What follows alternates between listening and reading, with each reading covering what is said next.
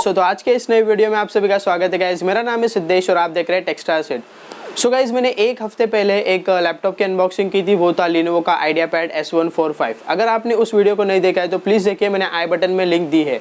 और गाइस, अगर हम इसके रिव्यू की बात करें तो वहाँ पर भी मैंने कुछ डिटेल रिव्यू दिया था, लगभग वो 12 मिनट की वीडियो थी, उसे भी आप ज़रूर देखें। वहाँ पर भी मैंने कई सारे टॉपिक्स को कवर किया है। बट आज के इस वीडियो में मैं ये शॉर्ट वीडियो होगा, ज़्यादा लंबा नहीं खींचूंगा दोस्तों।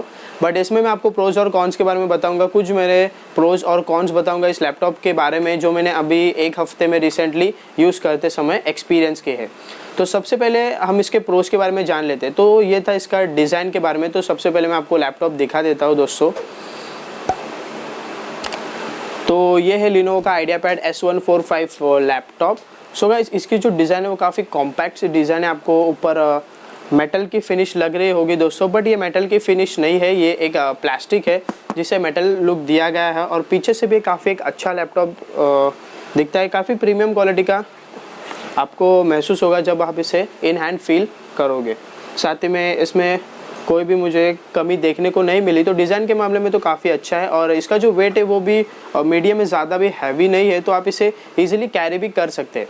अगर हम इसके टच पैड की बात करें तो काफ़ी रिस्पॉन्सिव है इसका टच पैड, और जो गेस्चर्स है विंडोज़ 10 के साथ जो आते हैं वो भी काफ़ी स्मूथली काम करते हैं। तो इसका जो थर्ड प्रोज है वो है इसके कीपैड। तो दोस्तों, अगर आप ज़्यादा टाइपिंग करते हैं तो इसके जो कीपैड्स है वो काफ़ी कंफर्टेबल है। आपको ज़रा पर भी यहाँ पर मतलब तकलीफ देखने को नहीं मिलेगी और आपको कोई भी यहाँ पर डिसअपॉइंटमेंट नहीं होगा। आप इससे काफ़ी सेटिस्फाई होंगे। तो दोस्तों, अगर अभी तक का वीडियो आपको अच्छा लगा होगा तो प्लीज़ चैनल को सब्सक्राइब करिए और वीडियो को लाइक और शेयर करिए। आपके लाइक करने से दोस्तों इतना मोटिवेशन मिलता है कि हम आगे और वीडियोस आपके लिए लेके आएंगे। तो इसका जो अगला प्रोज है वो है दोस्तों कि इसका MS ऑफिस। इसमें हमें 2019 का लेटेस्ट MS ऑफिस मिलता है जो कि लाइफ टाइम लाइसेंस के साथ आता है। सो गाइस, इसका जो अगला प्रोज है वो है इसका डिस्प्ले। गाइस, यहाँ पर आपको 15.6 इंचेस का फुल HD डिस्प्ले मिलता है जो कि एक एंटी ग्लेयर डिस्प्ले है। तो अगर आप इसे सनलाइट में भी यूज़ करते हैं, तो मैंने पर्सनली इसे यूज़ किया तो मुझे कोई भी डिसअपॉइंटमेंट नहीं मिली, तो मुझे कोई भी इसके साथ शिकायत नहीं है।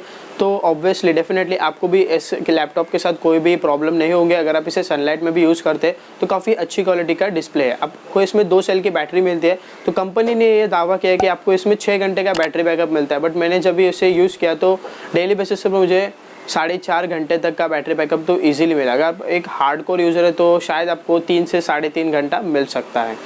और जो इसका जो अगला प्रोज है वो है इसके स्पीकर्स। गाइस, आपको इसमें डॉल्बी स्पीकर्स मिलते हैं। तो मैंने जब इसे एक्चुअली जब यूज़ किया तो मुझे काफ़ी अच्छा लगा इसका स्पीकर।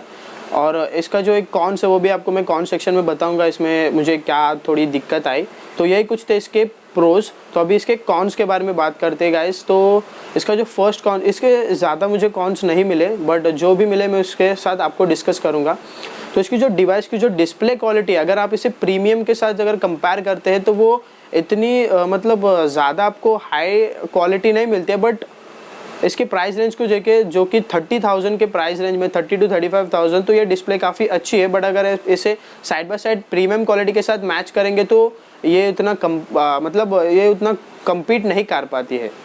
जो इसका जो नेक्स्ट जो है वो इसका बैटरी बैकअप, क्योंकि मैंने इसे कॉन्स में भी रखा और प्रोज में भी रखा है, क्योंकि आपको इसमें 4.5 घंटे तक की बैटरी बैकअप मिलती है। बट इसे अगर कॉन्स में देखें तो दोस्तों कभी कभी ये 4 घंटे तक के आपको बैटरी बैकअप देता है। तो मोस्ट प्रोबेबली आपको बैटरी से इसकी थोड़ी दिक्कत हो सकती है अगर आप एक हैवी यूज़र है तो।